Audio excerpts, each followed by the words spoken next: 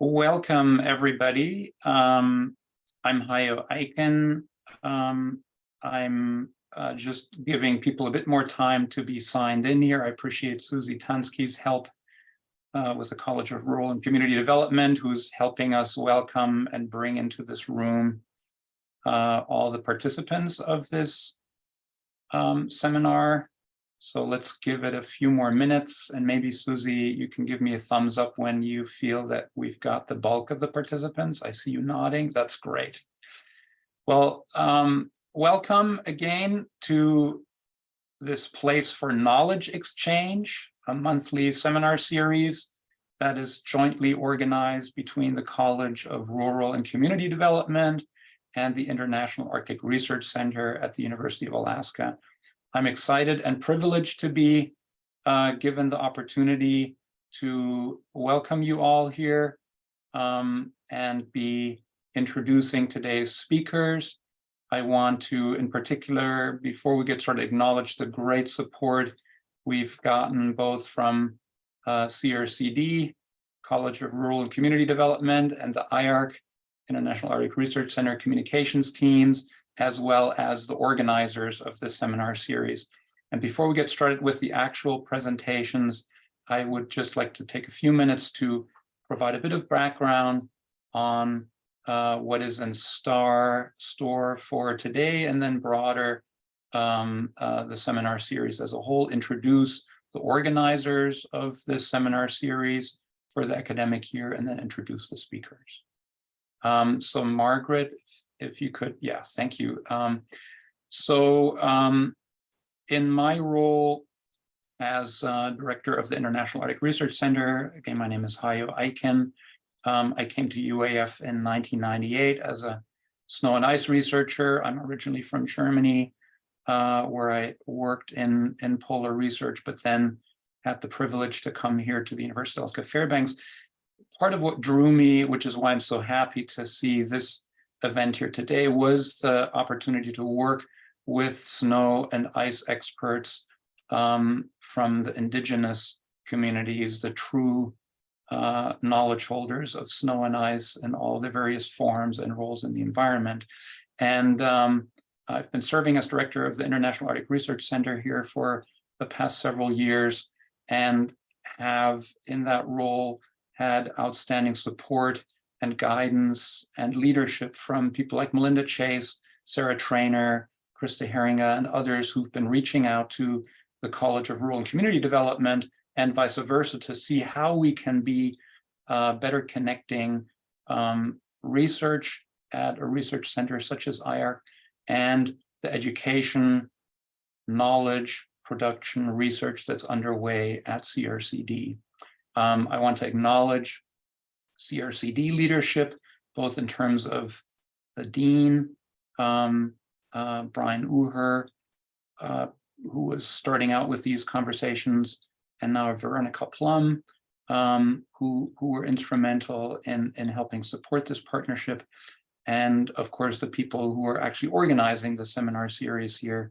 The broader theme of the seminar is to explore collaborative approaches to research, education, and the actual real-life community practices that various community members, indigenous communities in rural Alaska engage in as part of their important role in the broader fabric of the environment of our great state of Alaska.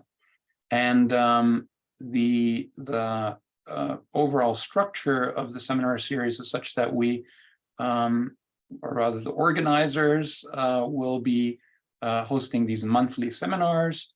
You see the facilitators and organizers of the seminar series called out here.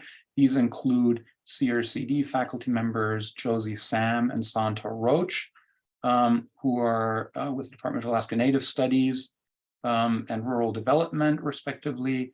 Josie also has a joint appointment with the International Arctic Research Center, and then Associate Vice Chancellor for Rural Community and Native Education, Jessica Black, as well as postdoctoral fellow here at the International Arctic Research Center, Margaret Rudolf.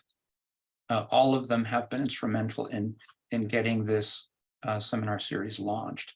Now, one of the motivations for us to do this is the recognition, and Margaret, if you could advance to the next slide, is the recognition that we all are, whether we're here on the Trothiadat campus, on Dene lands, whether you're in Yupik or Nupik lands, or on other parts of the state's lands that have benefited from the stewardship of their indigenous residents for time immemorial, we recognize that with our role as a public university comes both the recognition that we have a responsibility to serve the citizens of our state and the people of Alaska, but also be not shying away from some of the challenges that we find, both in terms of the fact, just as an example, we're talking about stewardship.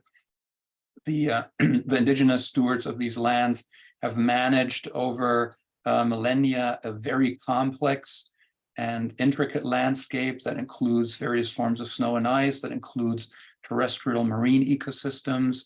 The people, as an important part of that ecosystem, managed in a holistic fashion. And this university, of course, in its history in the 19th century, was very much set up as part of the, if you may call it, the land grab movement, right? We're a land grant university, but we recognize that those lands that have been granted to the university are actually indigenous lands. And so that leaves us with a responsibility to not shy away from looking more closely at how we jointly can acknowledge the important role that indigenous stewards have played in the history of these lands, but also what would modern approaches that recognize some of these challenges, but also recognize the importance of collaboration, knowledge co-production, give us in terms of moving forward. So it's exciting to have an outstanding group of scholars and experts here today to get us started on this conversation.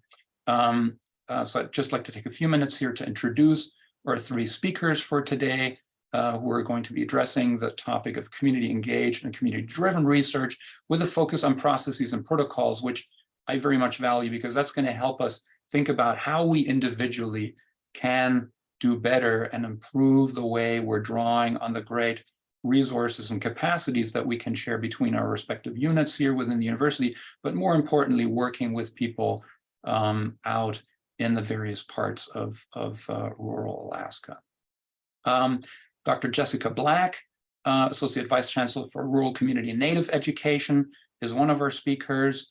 Many of you know her. She has holds a Ph.D. degree in social work. She is a Native leader, both for her home community of Fort Yukon, but also here in the Fairbanks and Interior Alaska region.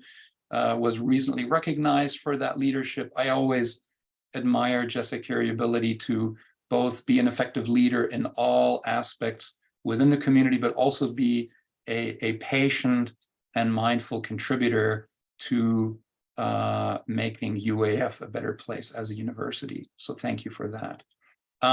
Stacey Lucason is the Tribal Research Coordinator with Kawerak in the Bering Straits, Seward Peninsula region.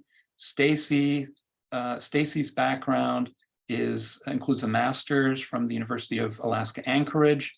I know your passion based on what I was able to glean from what you've shared for Indigenous place-based approaches.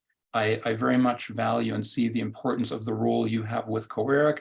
One thing that struck me and that I see as really important, and that illustrates the perspective that you can bring to the table here, Stacey, is that you identify yourself as a dual citizen of the Ninilchik tribe in Yupik regions, as well as the US. And that, of course, is part of the challenging landscape that we have to navigate here. And that at the same time also gives us different perspectives on nations, nation states, and some of the challenges and opportunities we work on. So welcome, glad to see you here as part of this trio. And finally, Dr. Margaret Rudolf, who's a postdoctoral researcher here at the International Arctic Research Center.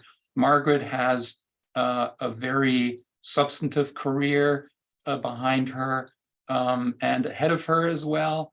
I very much, having had the privilege to work with you, Margaret, for the past several years, I really value both your engineering background, your work in the broader permafrost realm, very much focused on actionable science, but also your deep understanding of co-production processes, indigenous knowledge systems, the questions, how do you bring this together?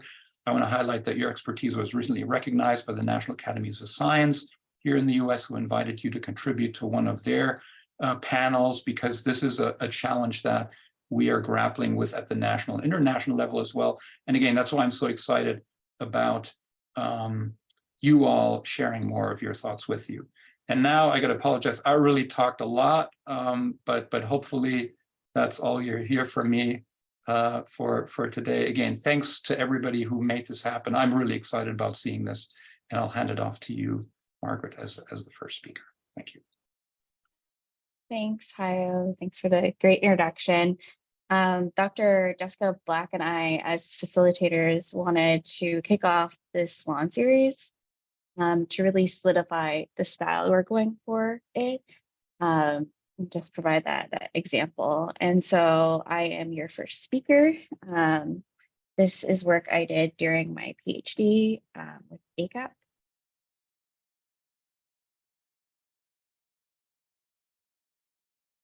So I wanted to start with a positionality and just kind of understanding where I'm coming from as an Indigenous scientist. I think there's these two parts to me that work together. I don't really see them as two separate parts, but it kind of makes up the whole of who I am and really how I lead with the values and how I do research. And a lot of this has been in the context of being tokenized within academia, both just because I'm visually native, but also because since I'm native that I can't be a scientist and all those biases. And so just kind of navigating what does this mean to me as a career? And so a lot of it is that identity of myself as being Indigenous, a scientist, and a woman has really kind of influenced my research and as well as what I'm presenting in today's talk. So I did my PhD in co-production knowledge and really trying to understand how you actually do co-production knowledge. Co-production knowledge, by definition, is co-producing every step of the research process with community partners. It is one aspect of community-driven research approach. That's my expertise.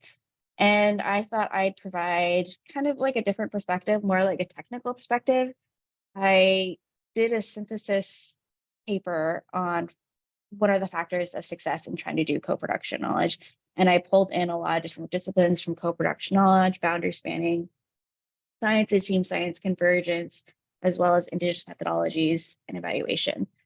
And it goes through the logic model that you see, goes through a typical process of a research project from the context, the inputs, the process, and the actual like implementation and the outcomes. But since this is really focused on how you start a project with the community, I'm going to be focusing on the inputs. So starting with the context.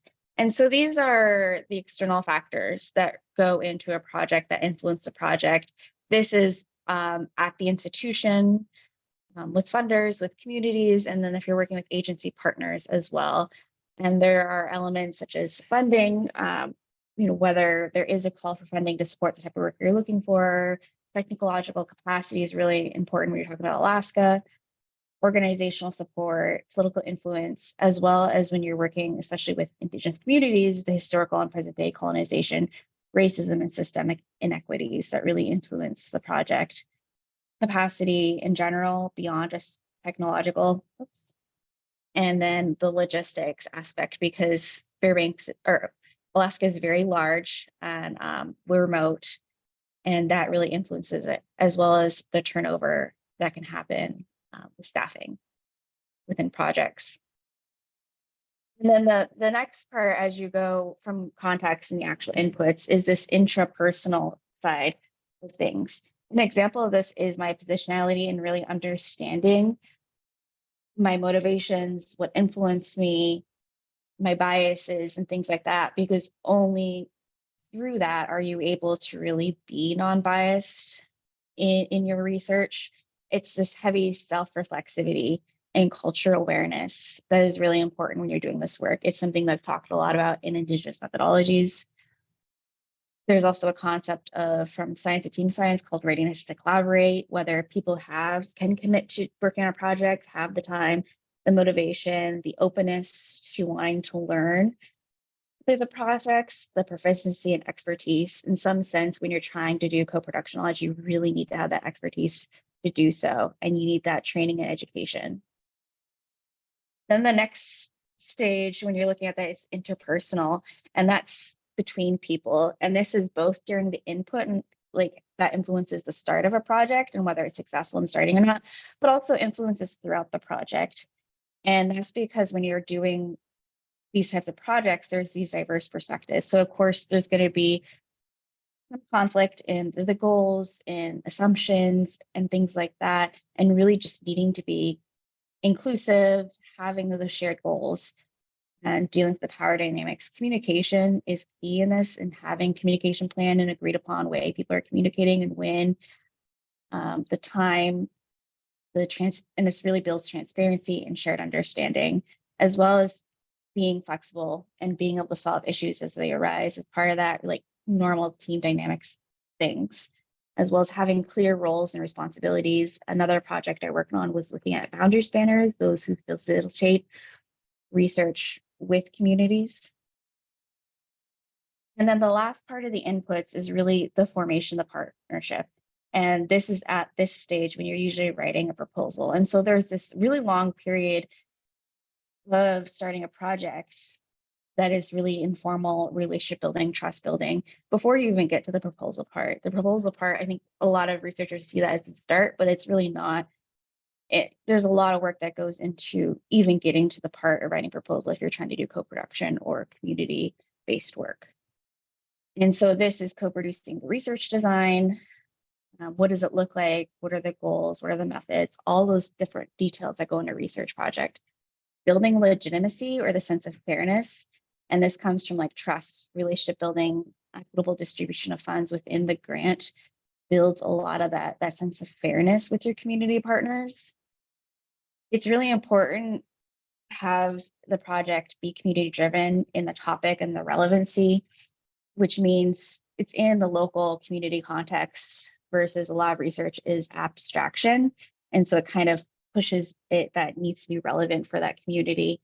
And one aspect to do that is really supporting existing initiatives that the community is doing, their community priorities. And then through this, you're really supporting Indigenous self-determination. And then the last part is really thinking about the capacity building, both within the institution to do this work, as well as within the local community you're looking to partner with, and really thinking about for that local community, the empowerment equity component. And so with that, I will pass it off to Jessica Black. Thanks so much, Margaret, and thank you, Hayo, for your introduction and the support of IARC partnering with CRCD. It's wonderful to be engaged in this presentation with Margaret and Stacey. I titled my section Engaging Alaska Native Communities in Research, Self-Determination, and Collaboration. And I just want to give a nod to some of my pictures that come from my homelands and really illustrate that engaging in the research processes with Alaska Native communities is so much more than, what we consider transactional. It's really about building that trust that Margaret spoke of and continuing ongoing relationships long past the research process and into the future. Next slide, please. So I wanted to say my positionality, I come to this work in full recognition of the colonial harms of research. And throughout my career, I have really worked to transform extractive research processes that have harmed Indigenous peoples and communities. I've shared in other circles that my own grandfather was part of a research study when he was in the Air National Guard without his knowledge until after the research was conducted. And just, I remember the conversation that was happening in my grandparents' home and just trying to articulate what exactly had happened.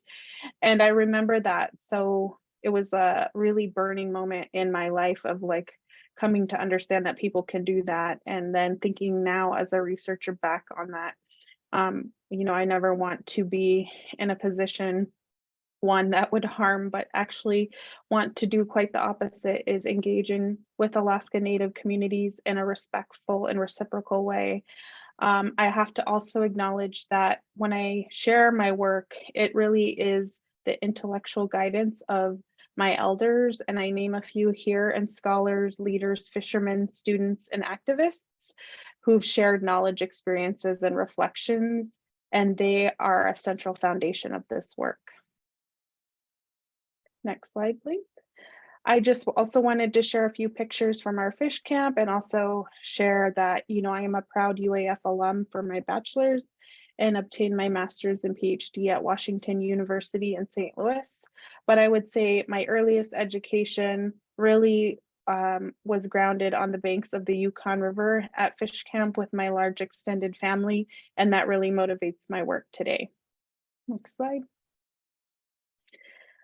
I think to start and to build off of what Margaret shared in Hayo as well, is that Indigenous peoples throughout the world have sustained our unique worldviews and associated knowledge systems for millennia, even while we've undergone social upheavals and major shifts in the way we practice our culture, and yet we are still here, and we have come through these storms resilient, of course, but we've also been really intentional about having our continued relationship with the land and what many call natural resources, but many of us Indigenous peoples refer to as relatives. So that basic understanding, again, just re-emphasized. Next slide.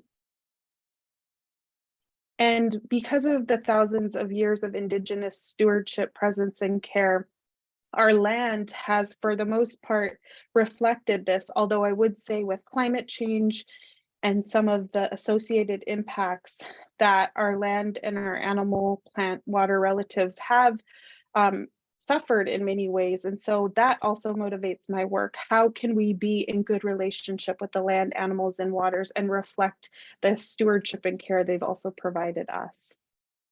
Next slide, please. I come to this work also steeped in my Alaska Native values, and more largely the values that cross-cut Indigenous cultures. And these values are very well articulated in an article written by LaDonna Harris and Jacqueline Wasilewski called The 4 R's.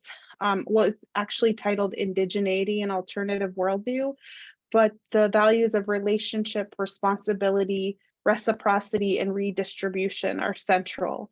And I could talk at length about these values, but for the sake of time, I would just ask that you look to this paper for a fuller explanation. But these values really guide how I come to work with communities and how I think about that self-reflexivity that Margaret spoke of, the reciprocity, what is my responsibility as an Indigenous scholar and as a community member, and how do I redistribute not only my findings, but you know, my gifts, and continue those relationships into the future. So these R's really guide the work that I do. Next slide.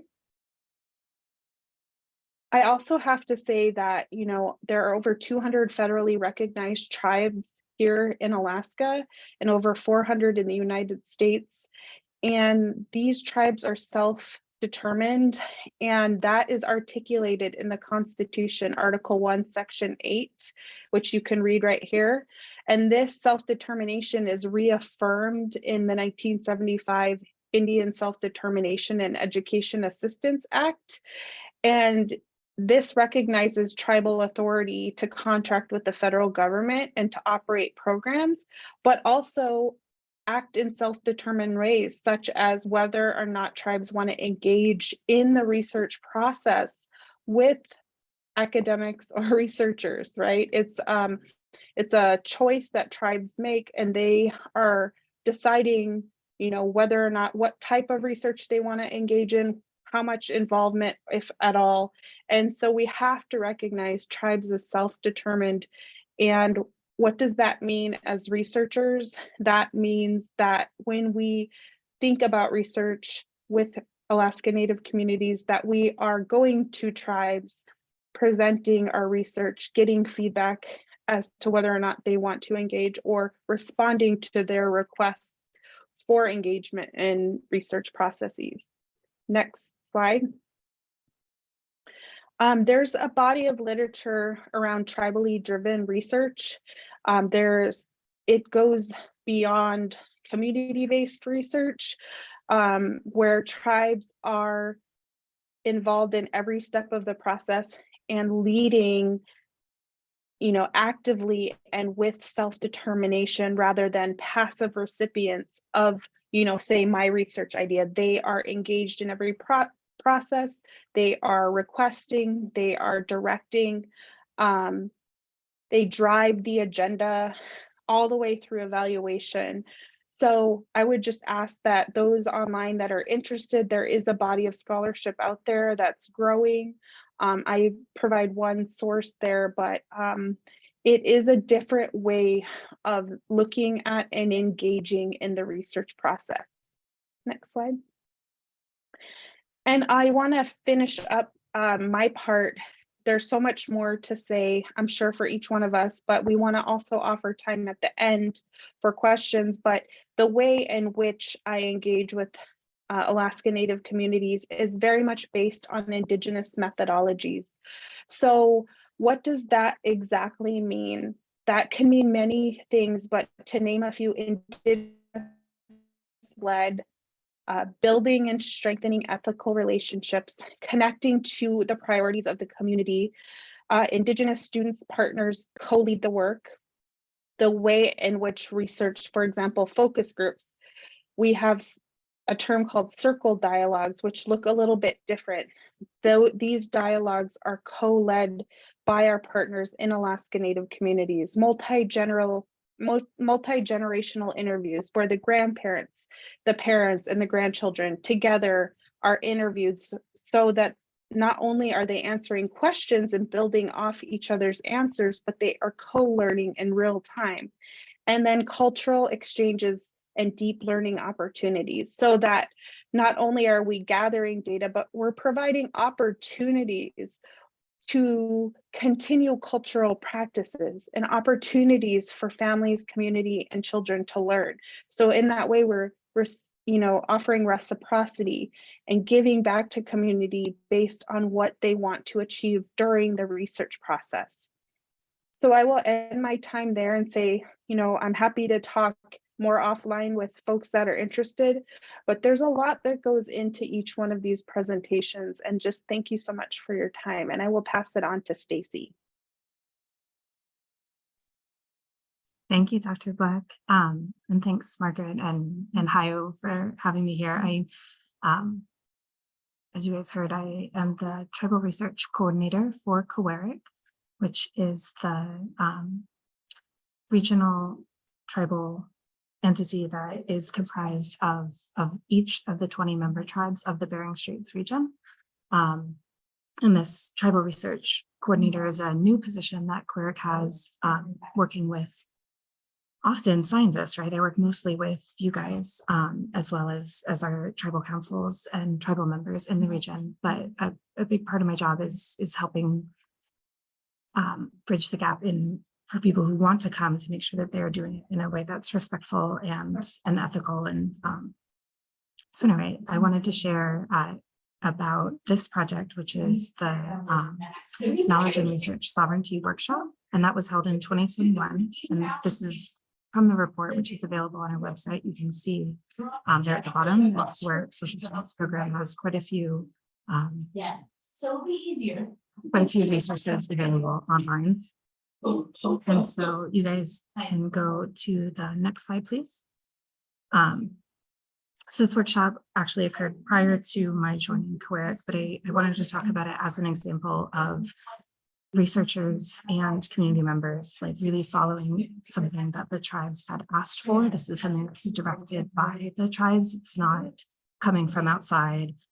It's not somebody coming to present an idea, which I know we are going to talk about in the conversation part about bringing in a new project. But just process-wise, like what it looks like when it is really driven by the tribes and by community members, and highlight that these are people who are selected by the tribes. So they are there to represent that interest. They aren't just people who happen to be somebody that lives there, which I want to highlight because often talking about tribally driven research or tribally based research is said in concert with community-based research, and there is that slight difference there. So that's something I highlighted because, as mentioned, Dr. Black, thank you, that tribes are the governing entity. They're responsible in a way for outcomes and for ensuring that what's happening is in the best interest of the people in a way that community-based may or may not have that consideration. So anyway, this workshop was actually on Zoom.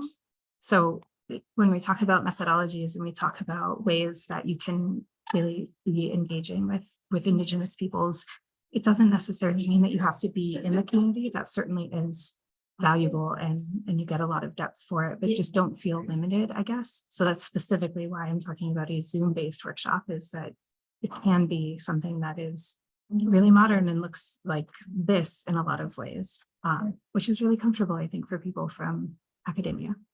So anyway, it was organized so that there was 2 days that were just for the tribal members. And then there was an additional day that had invited guests that were researchers and experts from other fields and other science areas.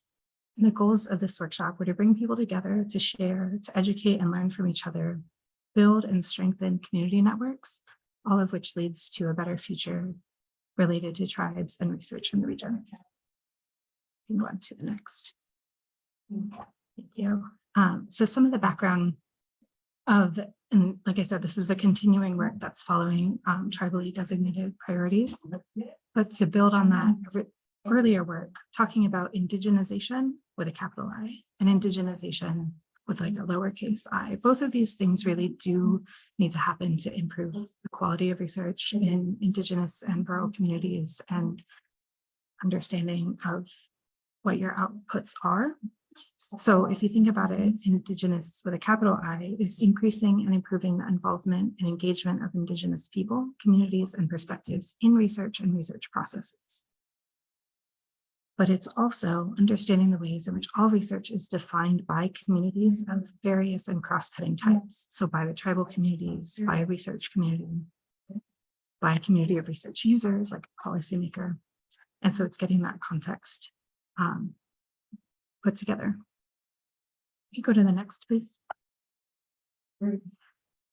So this is one of the overarching visions that had been identified and was part of oops. You guys don't have this one. Anyway, we will talk about that in just a second, but talking about a vision of a future that includes increased participation of Alaska Native people in scientific projects, increased Alaska Native scholarship, and the incorporation of traditional knowledge and tribal perspectives alongside of other scientific data. Margaret, would you go back one? Sorry, I'm just not quite ready for the CPK. So this understanding of what value it adds to research to have the tribal perspective and to include traditional knowledge. I think people, especially at UAF, are recognizing that research done in concert with traditional knowledge holders is a better product. It's more accurate. It has more context. It shows a more full picture of whatever the topic or question of interest is. That's definitely not true yet across all fields or across researchers. And so starting from the understanding that people in the region have knowledge, both traditional knowledge, their Indigenous knowledge systems, but they're also familiar with a lot of Western research tenets and processes. And so that part of the workshop was sharing amongst everybody there. So both their traditional knowledge, but then all the practice that they've had being research assistants and helping researchers who come from outside learn the region or know what's important. And then another component within the workshop that's then shared out is research sovereignty as a component of tribal sovereignty.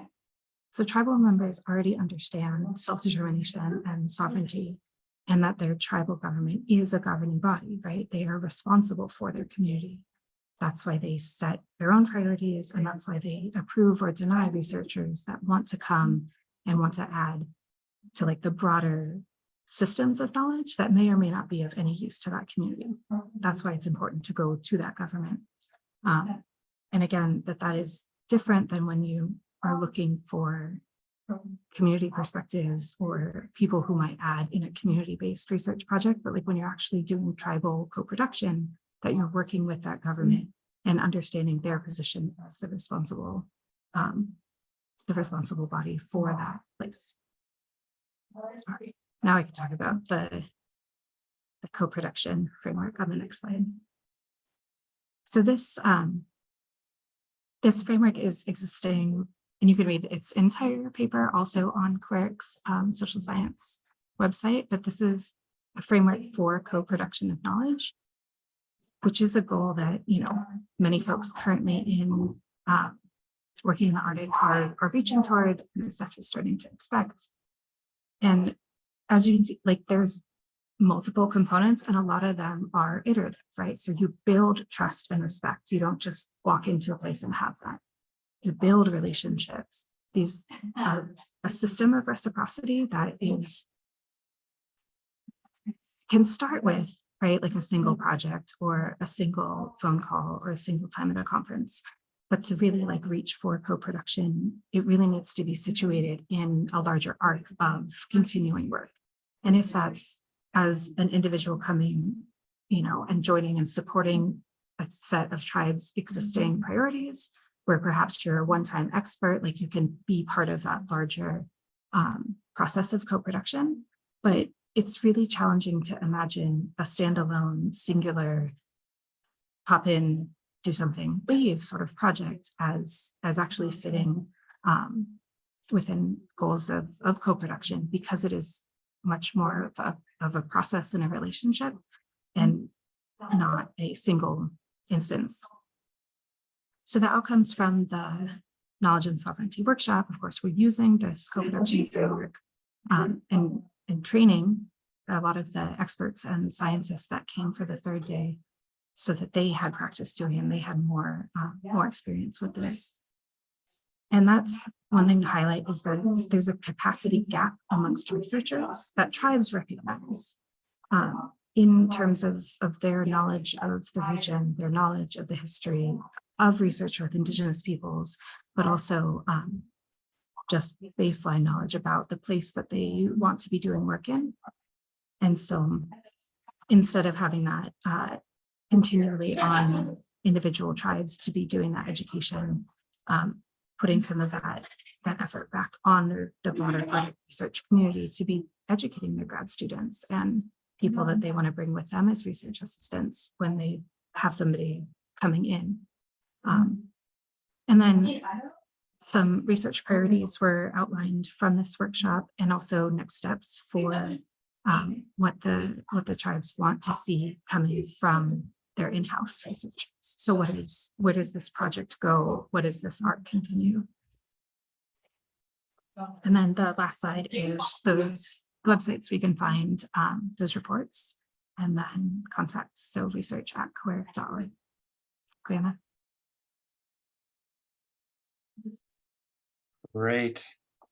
Thanks all. That was a really nice broad perspective, but with a lot of things to follow up on in terms of conversation. So I'm wondering if we have questions for any of the speakers, or if any of you want to, now that you've heard all three of the presentations, do you want to add anything, Margaret, Jessica, Stacey, beyond that, while we're waiting for questions here from the audience?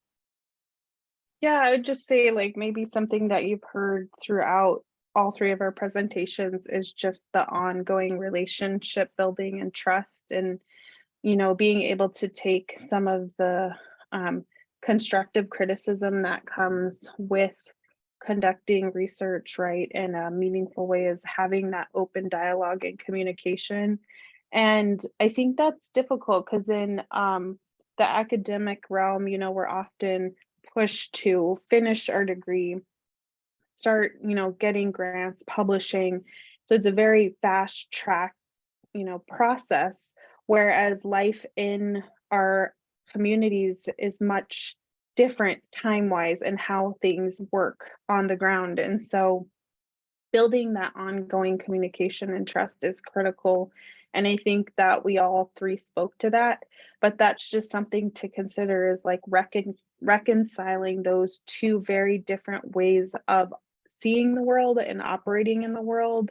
And it's diverse across communities. So not everybody, not every community operates in the same manner, not every person that you interact with. So just, you can only know that through relationship building and time and trust building. So I just wanted to share that.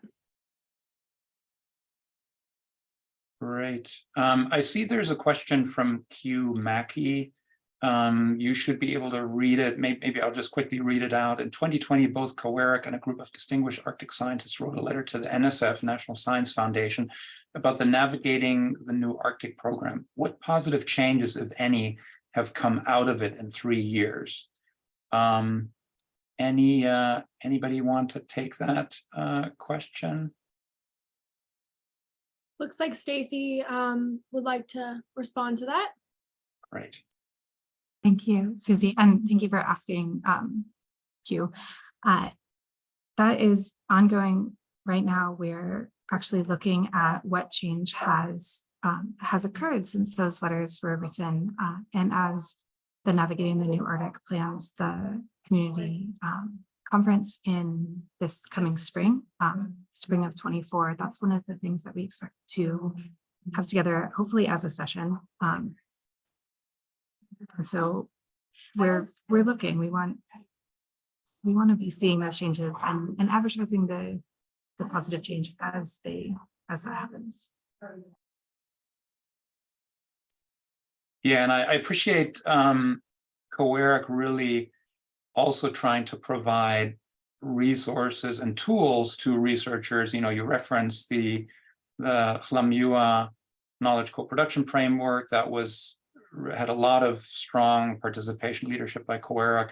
The website that you maintain is great because it gives more of a kind of a history of what the different steps were. I don't know, Margaret or Jessica, do you want to reflect on any of this? Wondering if we can bring up Lauren Devine, be able to speak to that as one of the letter writers. Is that possible? Well, yeah. Lauren, Okay. you should be able to speak. Yeah, Lauren, you should be able to speak now. Great. Okay, can you hear me okay? Yes. And then can you just repeat the question so I make sure I'm answering the right thing? It's the one in the Q&A, is that correct? Yes. Yeah, it is. So the question is, 2020, Kawerak and a group of distinguished Arctic scientists wrote a letter to the NSF about the Navigating New Arctic program. What positive changes, if any, have come out of it in three years? Yeah, so thank you for the question. I guess I'll clarify that there were multiple letters written by Kawerak Association of Village Council Presidents, Aleut Community of St. Paul Island, and Bering Sea Elders Group. And then there was a letter signed by more than 200 distinguished Arctic scientists to NSF in support of the letters.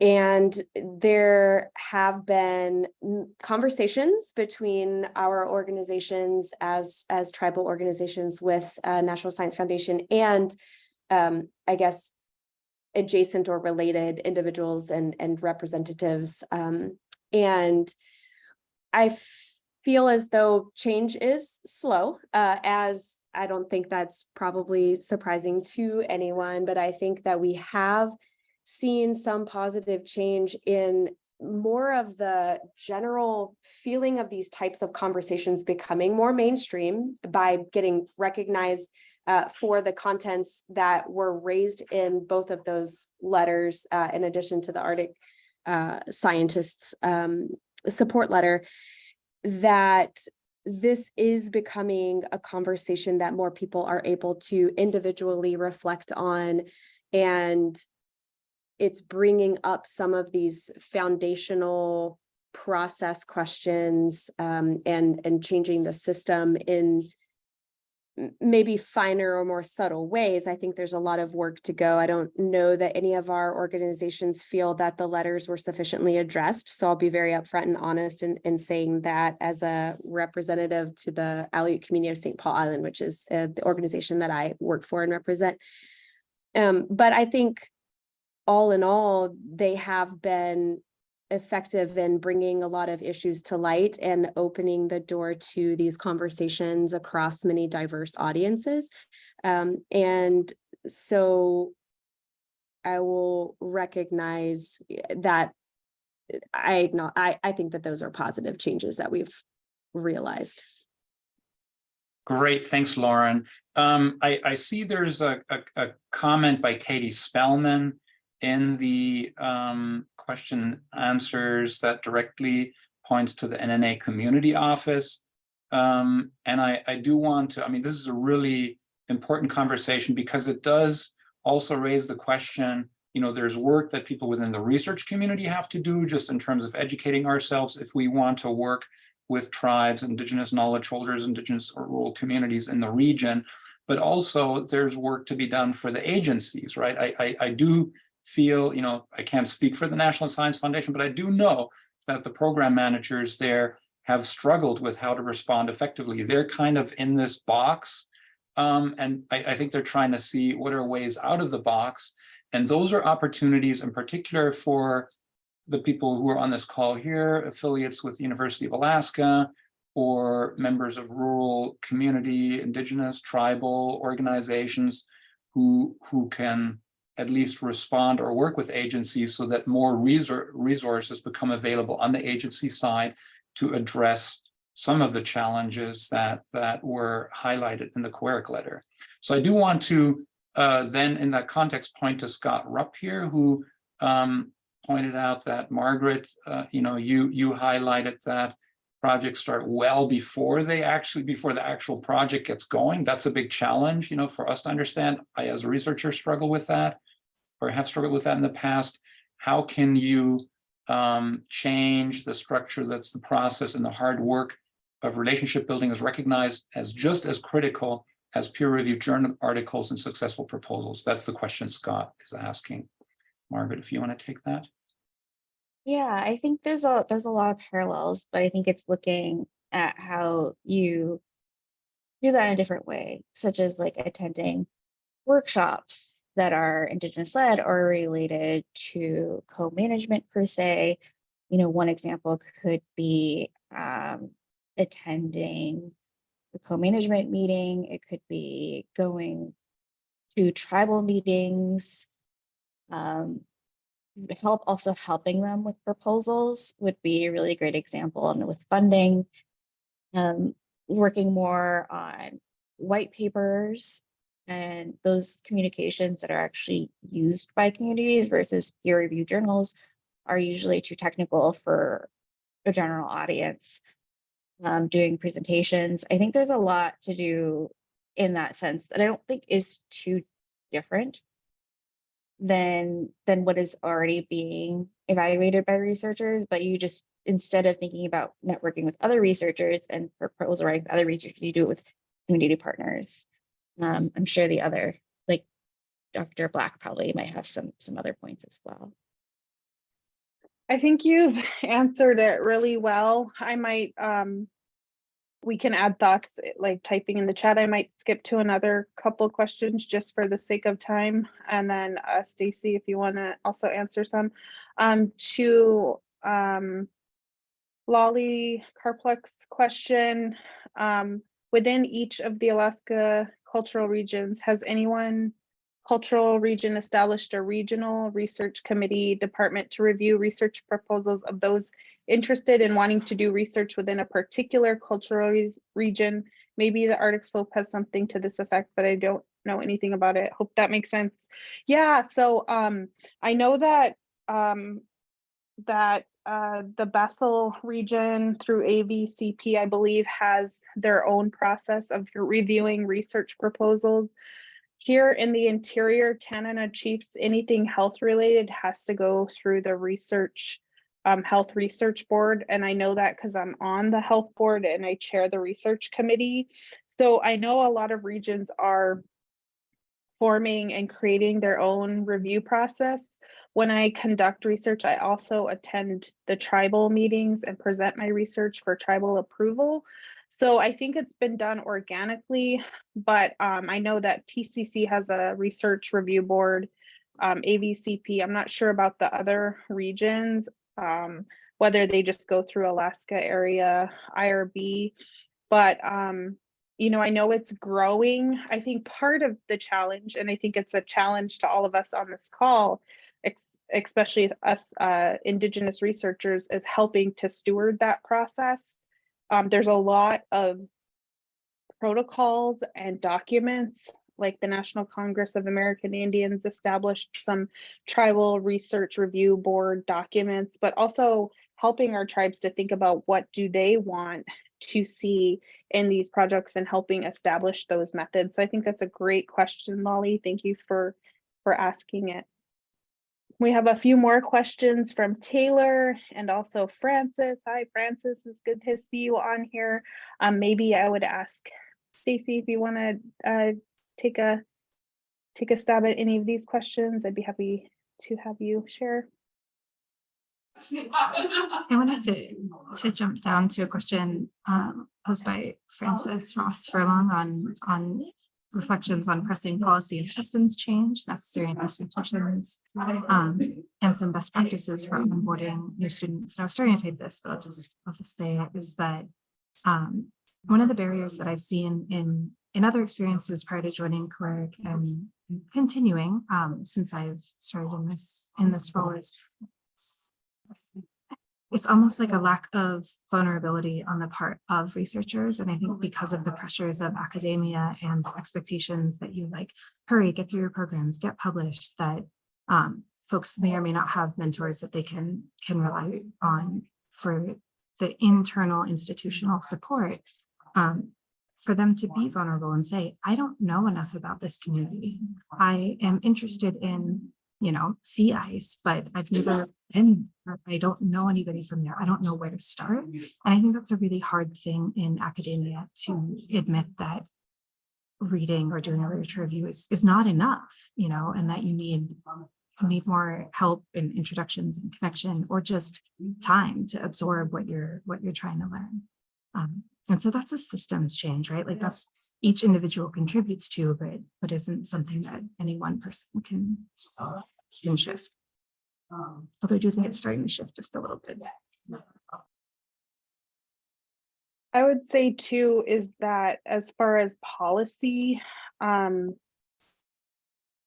curious to your reflections on the most pressing policy and system changes.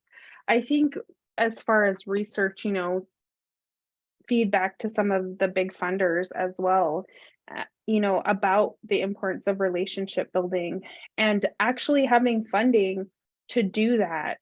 However, communities see that needs to be done. So, it might be engaging and supporting culture camp, or sitting down and having tea with elders and community leaders. It may not be anything research related, but just time spent in community.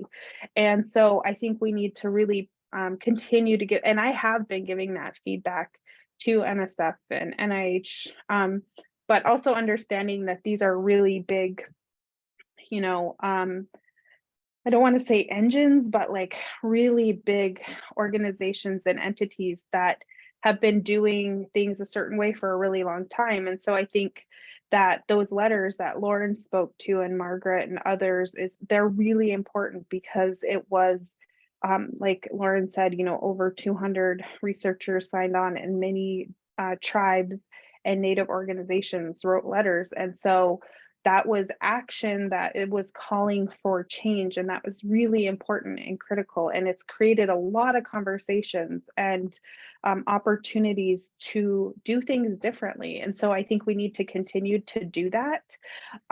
And as far as like training younger generations, scholars, students, but also those who come to our universities from different places, is helping them to understand, one, like there are tribal governments here who are self-governing, and they have not only an important role, but should be leading research, but also thinking about all of the things that we each shared, sharing this video, is that these relationships are not transactional. And I would say, and maybe I'll stop my comments here so that others can join in, is that we all have to, we are not just researchers, we are community members.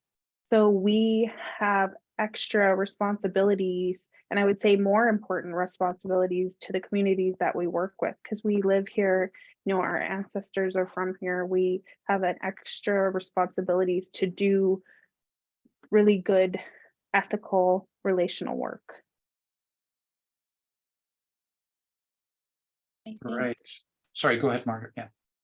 I think one thing to add really to funding that is really important is the concept of like nothing about us without us.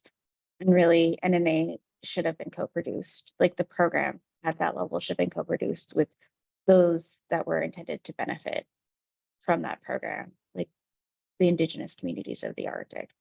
And I think that is a fundamental shift in how research is funded, to think about those lines.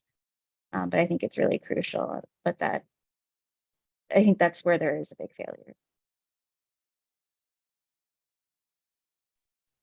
Thanks, Margaret. Yeah, no, those are great points. That's something to focus on. I appreciate, we've got another couple of minutes left. I do want to give all of you a chance for any closing comments.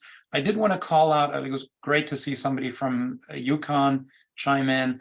Like, reflecting on what I heard, I learned a lot. In particular, Stacey, I liked your point. You were talking both about community priorities, where there's additional guidance that can be provided, or research that people who want to work with communities can do on their own to identify those, but then also community obligation for members of the community who might enter into, like, the University of Alaska Fairbanks, as part of the education.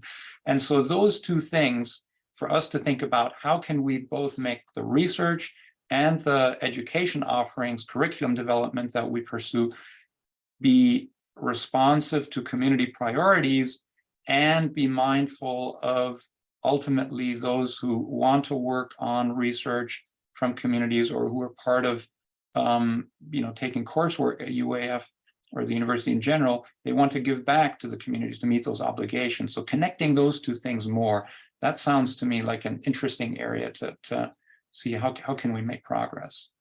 But let's give each of you a quick minute here. Stacey, maybe start with you. Just any final thoughts before we wrap up?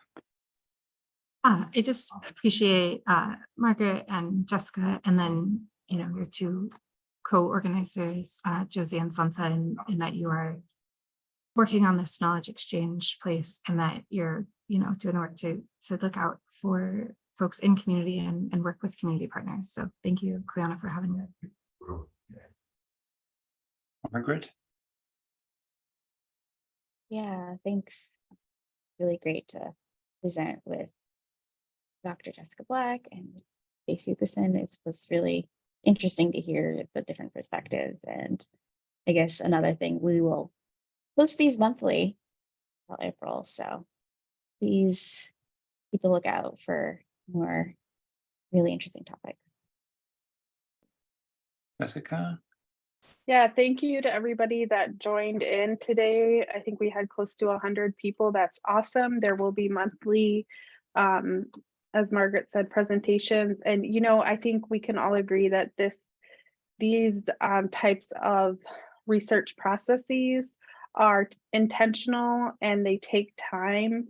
And a lot of learning does happen, you know, on your own and in conversation so that you can enter communities in a good way. And so just keep engaging and keep asking questions. And we really appreciate everybody joining us. Thank you also to Susie, Heather, Lisa, and the rest of the planning committee. We're very grateful. Thank you, Hayo, for starting us off in a good way, and have a wonderful holiday season to everyone.